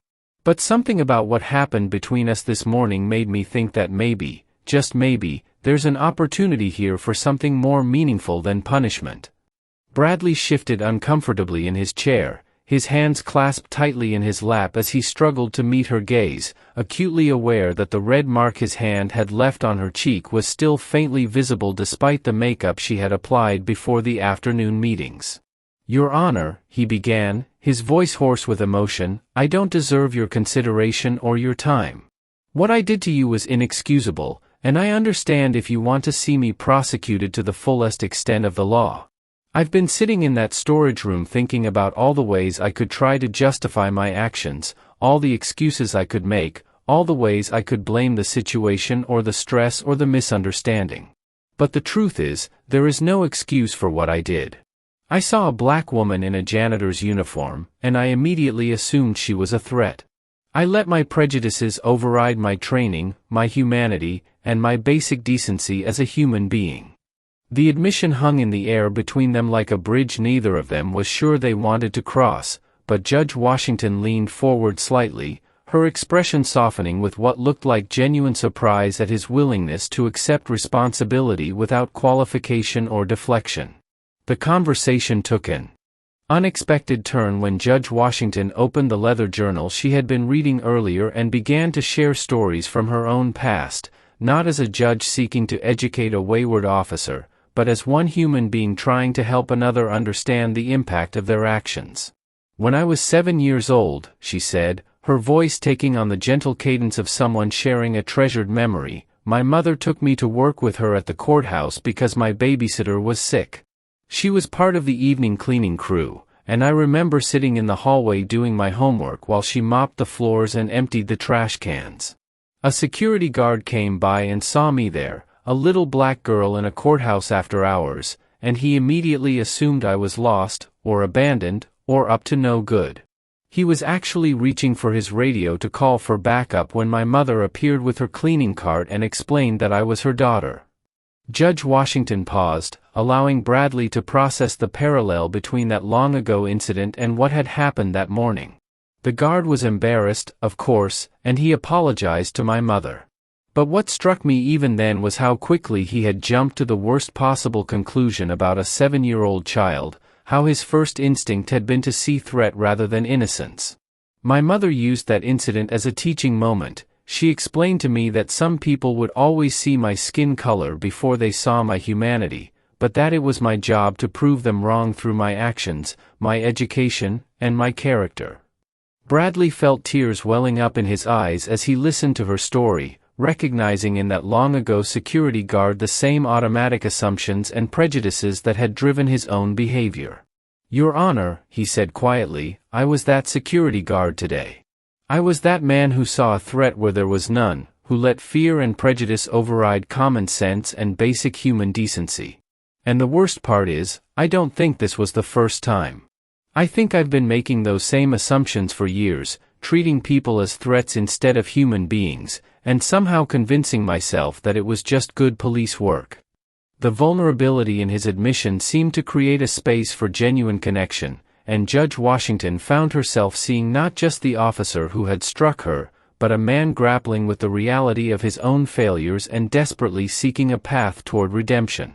The emotional breakthrough came when Judge Washington made a decision that surprised both of them. She stood up, walked around her desk, and sat in the chair next to Bradley rather than maintaining the formal distance of judge and supplicant, creating an intimacy that transformed their conversation from an official proceeding into something far more personal and profound. "Daniel," she said, using his first name for the first time, "may I call you Daniel?" When he nodded, still too emotional to speak, she continued, "I want to tell you about my mother's funeral, because I think it might help you understand something important about forgiveness and justice. Dorothy Washington died 3 years ago, and her funeral was held in the same courthouse where she had worked as a cleaning woman for 20 years. Judges, attorneys, court clerks, security guards, people from every level of the courthouse hierarchy came to pay their respects to a woman who had spent her career making their workplace clean and comfortable. And as I listened to them speak about her kindness, her dignity, her quiet strength, I realized that my mother had spent her entire working life being invisible to most of the people she served, but that her invisible work had made their visible work possible." Bradley wiped his eyes with the back of his hand, understanding intuitively that Judge Washington was sharing something precious and private, something that revealed not just her own character but her vision of how justice should work. "The point is, Daniel, that everyone deserves to be seen as fully human, regardless of their job title or their uniform or their place in society's hierarchy. My mother understood that, even when others didn't. And today, when you looked at me in that hallway, you didn't see a person, you saw a category, a stereotype, a threat to be controlled rather than a human being to be respected." She paused, reaching into her desk drawer to pull out a small, framed photograph of herself and her mother taken at her law school graduation, both women beaming with pride and hope for the future. "This is what you almost destroyed today, Daniel. Not just my dignity or my safety, but my faith in the possibility that we can do better, that we can create a system where everyone is treated with respect and fairness regardless of their circumstances. Bradley looked at the photograph through his tears, seeing in Dorothy Washington's proud smile a reflection of his own mother's face, remembering how she had looked at him when he graduated from the police academy, how she had believed he would make the world a better place through his service. The conversation reached its most profound moment when Bradley began to share his own story, not as an excuse for his behavior, but as an attempt to understand how he had lost his way and what it might take to find his path back to the kind of officer he had once hoped to become. "Your Honor, Olivia, my father was killed in the line of duty when I was 18 years old," he said, his voice breaking as he spoke the words he had never said aloud to anyone outside his immediate family. He was shot during a routine traffic stop by a man who turned out to be wanted on multiple warrants. I was supposed to start college that fall, but instead I spent my freshman year planning a funeral and watching my mother fall apart from grief. The whole experience left me angry at criminals, angry at the system that couldn't protect good cops, angry at a world that seemed designed to reward bad people and punish good ones. Judge Washington listened with the kind of focused attention that she had learned to give to witnesses and defendants, hearing not just the words but the pain beneath them, understanding how grief and trauma could metastasize into prejudice and hate if not properly addressed. "I joined the police force because I thought I could honor my father's memory by being the kind of cop he was, fair, honest, dedicated to protecting people who couldn't protect themselves.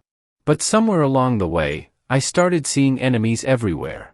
I started thinking that being aggressive and suspicious was the same thing as being professional and effective. I started believing that some people, certain types of people, deserved less respect, less consideration, less benefit of the doubt." He looked directly at Judge Washington, his eyes red with tears but clear with honesty. "I realize now that I dishonored my father's memory today. He would have been ashamed of the man I've become, ashamed of the way I treated you, ashamed of the prejudices I've allowed to poison my heart and my judgment. He spent his career building bridges between the police and the community, and I've spent mine burning them down." The admission was so raw, so completely without self-protection or justification, that Judge Washington felt her own eyes filling with tears as she recognized the genuine remorse and the desire for redemption that had replaced Bradley's earlier defensiveness and denial. The emotional climax of their conversation came when Judge Washington made a proposal that neither of them had anticipated, but that seemed to emerge naturally from the honesty and vulnerability they had shared. Rather than pursuing criminal charges or seeking Bradley's termination, she wanted to work with him to create a restorative justice program that would address not just his individual misconduct, but the systemic issues that had allowed it to flourish within the police department. "Daniel," she said, leaning forward with the intensity of someone who had just seen a path forward through seemingly impossible circumstances, "I've been thinking about what my mother would do in this situation, and I keep coming back to something she used to tell me, baby girl, you can't heal hate with more hate. You can only heal it with understanding, and accountability, and the hard work of becoming better than you were. I want to offer you a choice, not an easy choice, but a meaningful one." Bradley straightened in his chair, sensing that whatever came next would determine not just his future, but his fundamental identity as a person and as an officer. "You can accept responsibility for what you did today, agree to undergo intensive bias training and counseling, commit to working with community leaders to repair the damage you've done to police-community relations, and become an advocate for the kind of reform that will prevent other officers from making the same mistakes you've made. It won't be easy, and it won't be quick, and there will be people in your department and in the community who will question whether you deserve a second chance. But if you're willing to do the work, real work, honest work, transformative work, then I'm willing to believe that redemption is possible." The offer hung in the air between them like a lifeline thrown to a drowning man, and Bradley felt something shift inside his chest, some hard knot of anger and defensiveness beginning to loosen as he realized that justice didn't always have to mean punishment, that accountability could coexist with forgiveness, that even someone who had fallen as far as he had could find a way back to the light. "Your Honor," he said, his voice steady for the first time since entering her chambers, "I accept your offer. I accept responsibility for my actions, and I commit to doing whatever it takes to earn your forgiveness and the community's trust. I don't know if I can become the kind of officer my father would have been proud of, but with your help, I'd like to try." Judge Washington reached across the space between their chairs and placed her hand briefly on his shoulder, not as a judge offering mercy to a defendant, but as one human being acknowledging another's sincere desire to grow and change. "Then that's where we'll start, Daniel. With the belief that people can change, that justice can heal rather than just punish, and that even the worst moments in our lives can become opportunities for transformation if we have the courage to face them honestly." As the afternoon light faded outside the windows of her chambers, casting the room in a golden glow that seemed to bless their unlikely alliance, both Judge Washington and Officer Bradley understood that they had just taken the first steps on a journey that would challenge everything they thought they knew about justice, forgiveness, and the possibility of redemption in a broken world.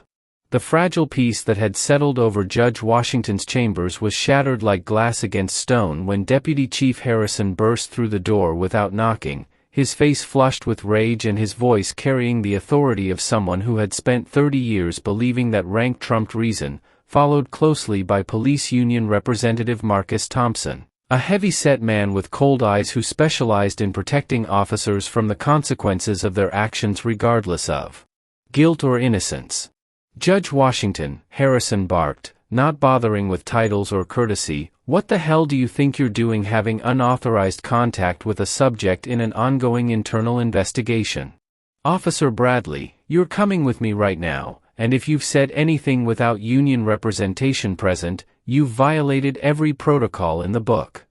The intrusion felt like a violation of something sacred, as if someone had walked into a church during communion and started shouting about real estate prices, and Bradley instinctively shrank back in his chair while Judge Washington rose to her full height with the kind of controlled fury that made seasoned attorneys reconsider their trial strategies.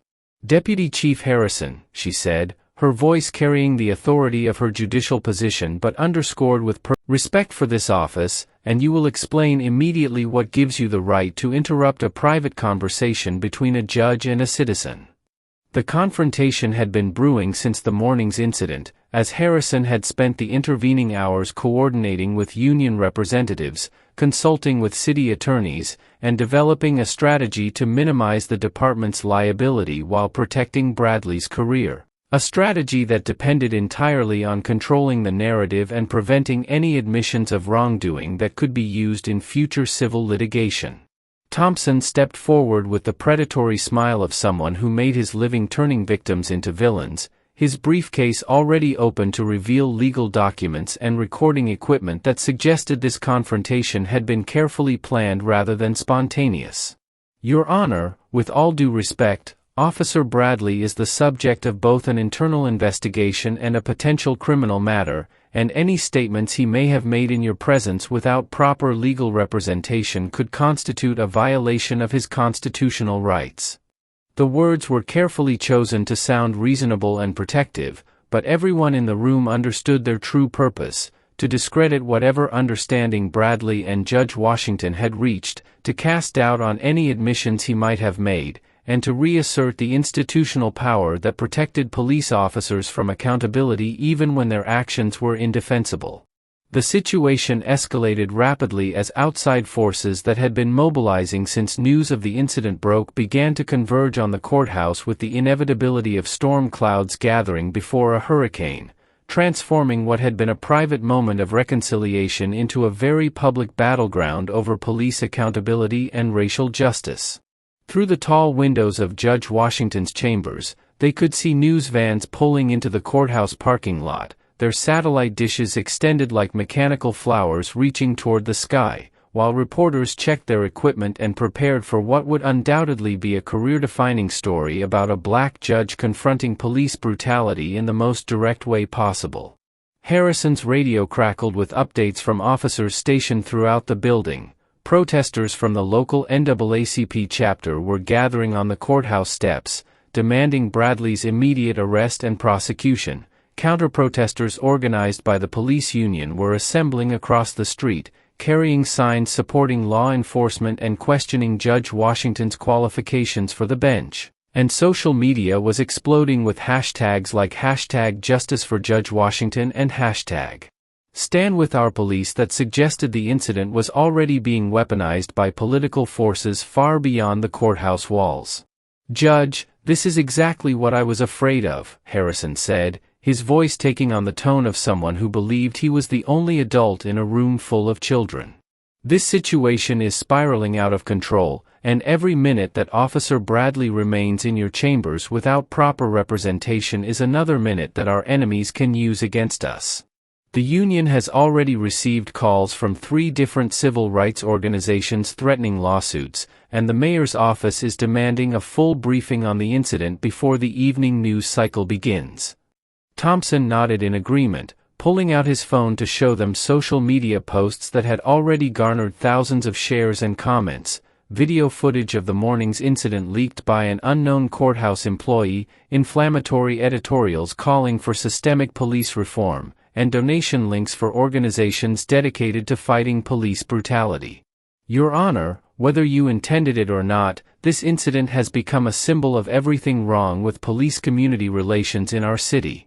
Officer Bradley needs proper legal counsel, not a conversation with someone who may ultimately be called as a witness in his criminal trial." The implication was clear.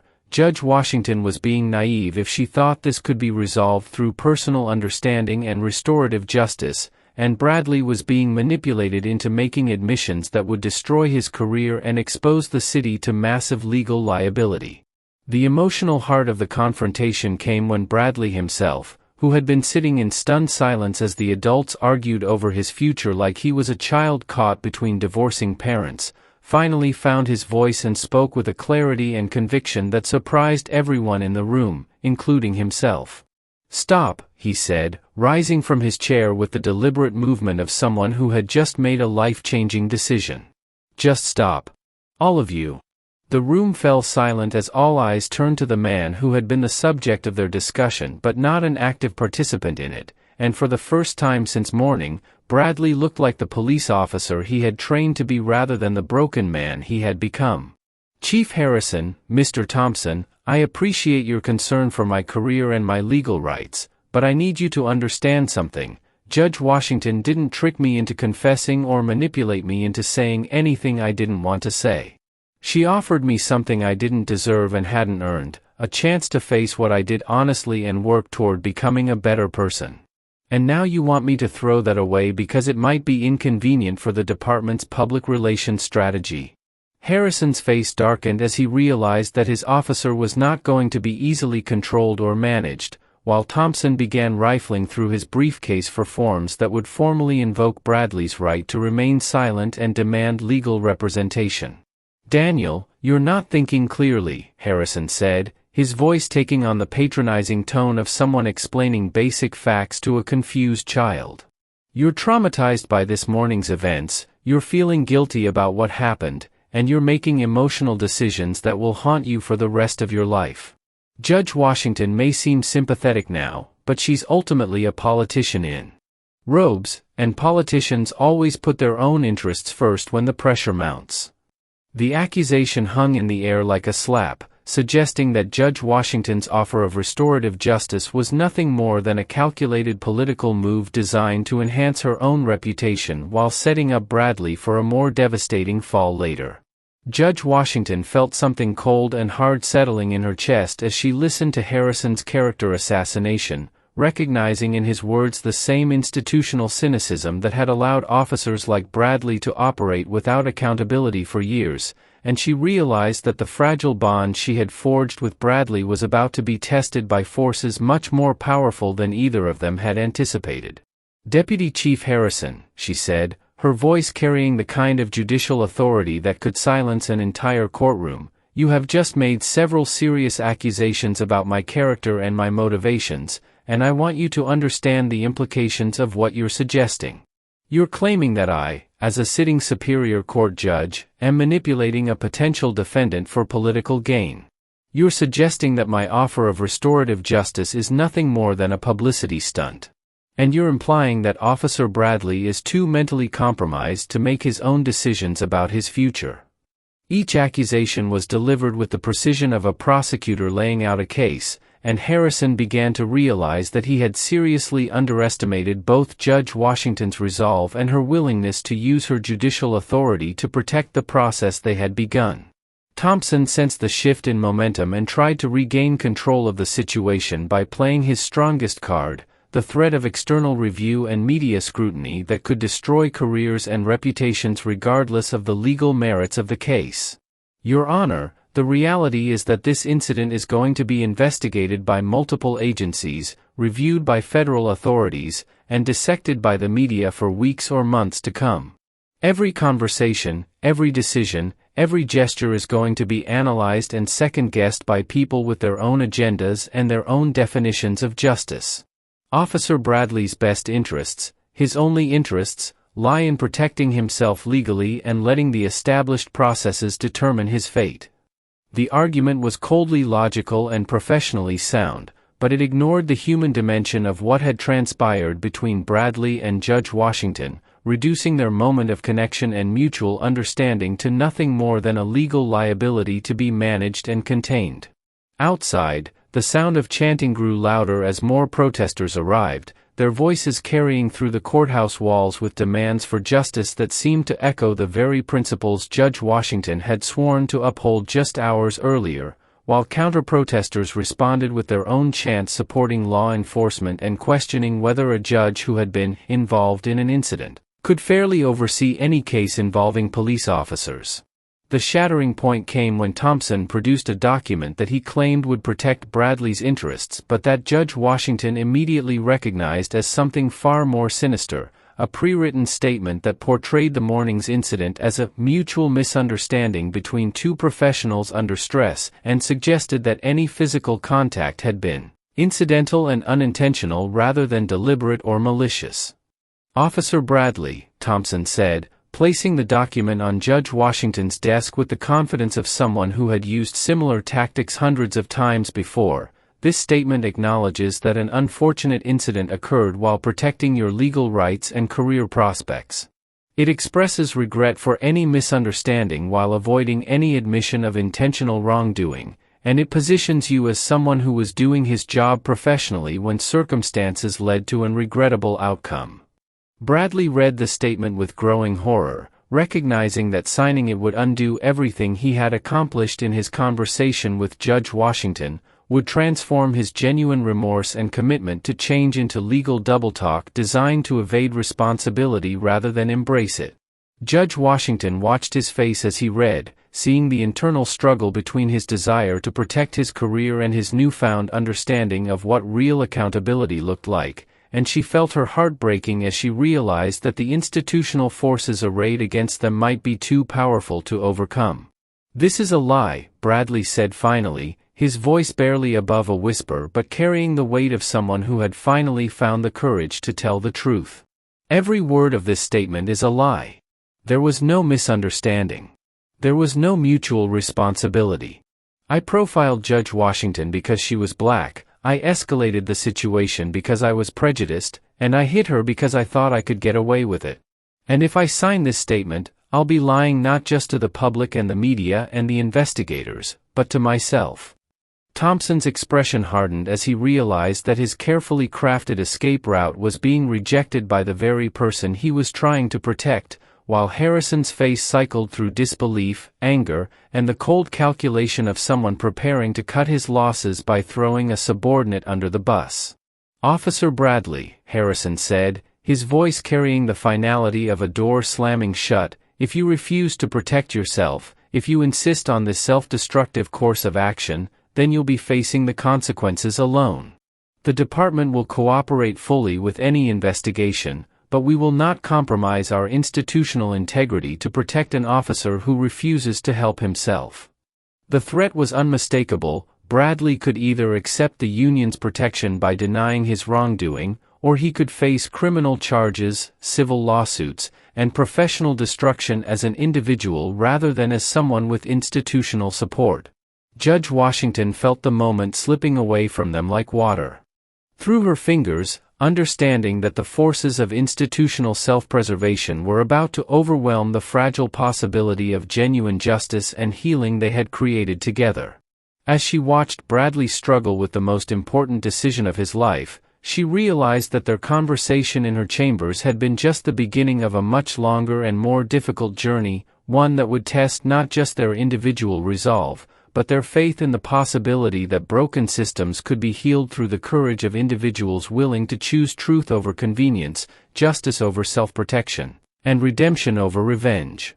The silence in Judge Washington's chambers stretched like a taut wire as Officer Daniel Bradley stood with the union's fabricated statement in his hands, its sanitized language feeling like poison on his tongue while the weight of 30 years of institutional pressure bore down on his shoulders through the expectant stares of Deputy Chief Harrison and Union Representative Thompson.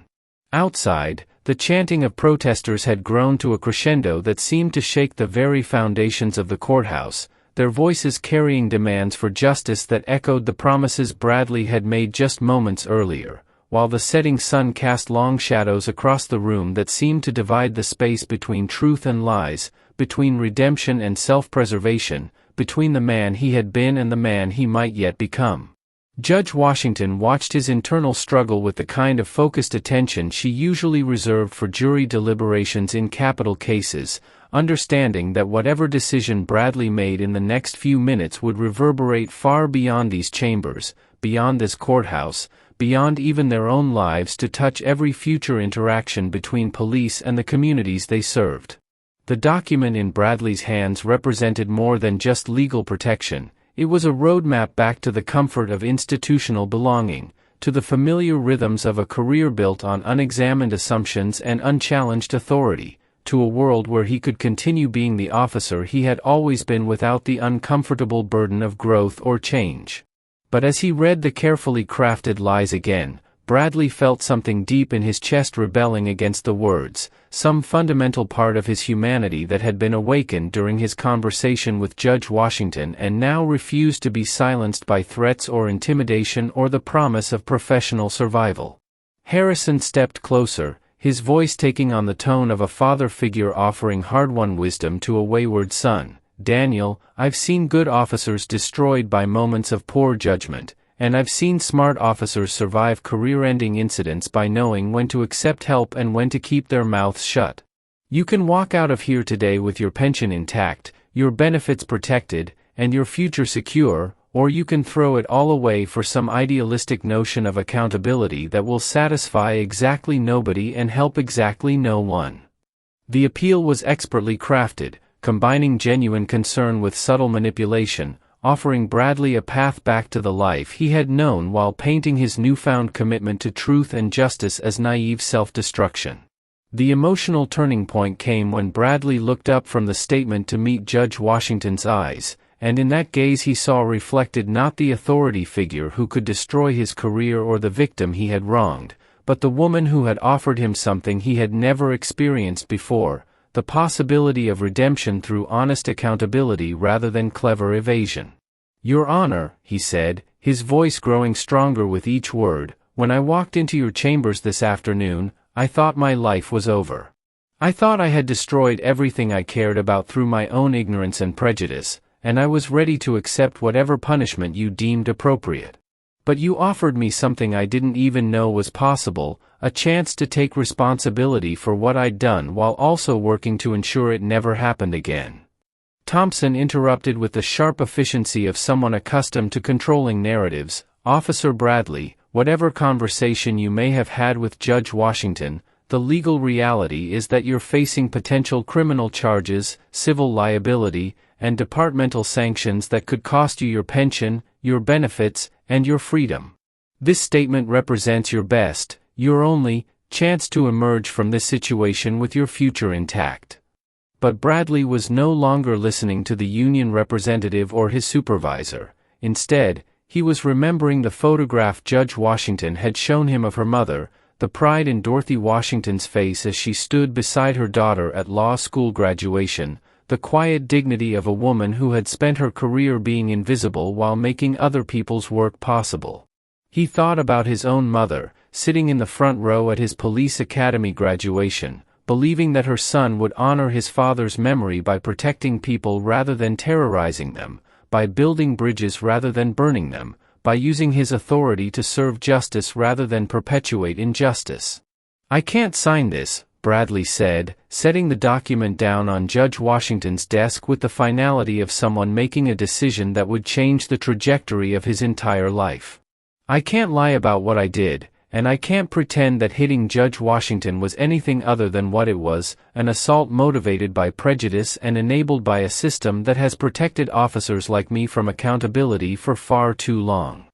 Harrison's face went through a series of transformations as he processed Bradley's rejection of the carefully constructed escape route, moving from disbelief to anger to the cold calculation of someone preparing to sever ties with a liability. "Officer Bradley, you are making the biggest mistake of your professional life, and when the media tears you apart, when the civil rights lawyers bankrupt you with lawsuits, when the federal investigators put you under a microscope, don't come crying to the Department for Protection."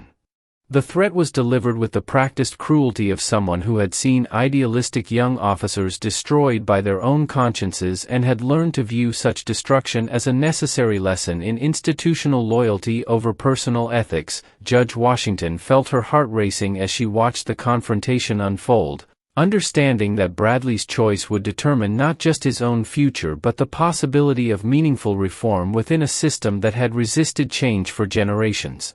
And she found herself holding her breath as the forces of institutional self-preservation made their final assault on the fragile alliance they had forged. Thompson played his strongest card, pulling out his phone to show Bradley social media posts that were already calling for his arrest, his prosecution, and his imprisonment, along with threats against his family that had been posted by anonymous accounts claiming to represent various activist organizations. "This is what you're choosing, Officer Bradley. This is the thanks you'll get for your honesty and your cooperation, death threats, harassment, and a lifetime of being known as the racist cop who assaulted a black judge. Your wife will lose her job, your children will be ostracized at school, and your family will be destroyed by your decision to reject our protection." The psychological warfare was expertly conducted, designed to prey on Bradley's deepest fears about the consequences of his actions while painting his choice to accept responsibility as an act of self-destruction that would hurt his family more than himself. But Judge Washington had heard enough, and she rose from her chair with the authority of someone who had spent her career standing up to bullies and intimidators regardless of their titles or their threats. "Gentlemen," she said, her voice cutting through their manipulations like a sword through silk, "you are witnessing something that apparently makes you very uncomfortable, a police officer choosing integrity over institutional protection, truth over convenient lies, and personal growth over professional survival. And your response has been to threaten him, intimidate him, and try to convince him that doing the right thing will destroy his life and his family." She moved to stand beside Bradley, not as a judge offering protection to a defendant, but as one human being supporting another's courage to face difficult truths. "What you don't seem to understand is that Officer Bradley's life was already destroyed the moment he allowed prejudice to override his humanity. What we're offering him, what he's choosing for himself, is the possibility of rebuilding that life on a foundation of honesty and accountability rather than denial and evasion." The words seemed to fill the room with a new kind of authority, one that came not from rank or institutional power but from moral clarity and the courage to act on principles rather than politics. The climactic moment arrived when Bradley made a decision that surprised everyone in the room, including himself. He walked to Judge Washington's desk, picked up a pen, and began writing his own statement, not the sanitized version crafted by union lawyers, but a raw, honest account of what had happened and why, accepting full responsibility for his actions while committing himself to the kind of transformative justice that Judge Washington had offered.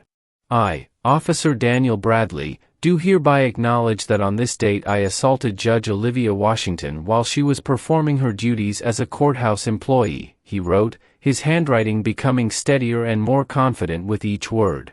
"This assault was motivated by racial prejudice and occurred because I profiled Judge Washington based on her appearance and the uniform she was wearing. I struck her without legal justification, and I attempted to arrest her without probable cause. I take full responsibility for my actions, and I commit myself to working with Judge Washington and community leaders to address the systemic issues that allowed this incident to occur." Thompson grabbed for the pen with the desperation of someone watching a client commit professional suicide, but Bradley held firm, continuing to write with the determination of someone who had finally found the courage to tell the truth regardless of the consequences.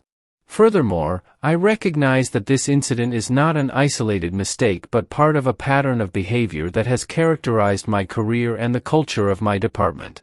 I commit to undergoing intensive bias training, community service, and whatever other measures Judge Washington deems appropriate to ensure that I become the kind of officer my community deserves." Harrison's face had gone pale as he realized that his officer was not just refusing union protection but actively embracing accountability in a way that could expose the entire department to liability and criticism. "Bradley, you're destroying yourself and potentially taking the whole department down with you," he said, his voice carrying both threat and genuine bewilderment at an officer choosing principle over pragmatism. "When this statement becomes public, and it will become public, every use of force incident in our department's history will be scrutinized, every complaint will be reopened, every decision will be questioned. You're not just ending your own career, you're undermining the ability of every officer in this city to do their job effectively." But Bradley was beyond threats now, having crossed some internal threshold where fear of consequences mattered less than the integrity of his choices, and he finished his statement with words that would echo through the courthouse and beyond. "I understand that accountability has consequences, but I also understand that the absence of accountability has consequences too, consequences that have been borne by communities like Judge Washington's for far too long. I choose accountability, I choose truth, and I choose to work toward becoming worthy of the badge I have dishonored through my actions." The aftermath of Bradley's decision created a moment of profound stillness in the room, as if the universe itself was pausing. To acknowledge the significance of what had just occurred, a police officer voluntarily surrendering the protection of institutional power in favor of personal responsibility, a victim offering restoration rather than retribution, and a system being forced to confront its own failures through the courage of individuals willing to choose growth over comfort. Thompson packed his briefcase with the efficiency of someone cutting his losses, his parting words delivered with the cold professionalism of a lawyer protecting his own interests. "Officer Bradley, effective immediately, you are no longer represented by the police union. Any legal consequences from this point forward are your responsibility alone."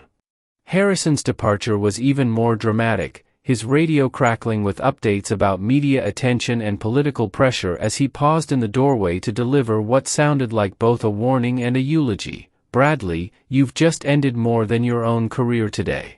You've betrayed every officer who ever had your back, every supervisor who ever believed in you, and every family member who depended on your pension and benefits. I hope your newfound integrity keeps you warm when you're unemployed and unemployable." But their threats and abandonment seemed to bounce off Bradley like rain off a windshield, because something fundamental had shifted in his understanding of what strength looked like, what courage meant, and what kind of legacy he wanted to leave for his children.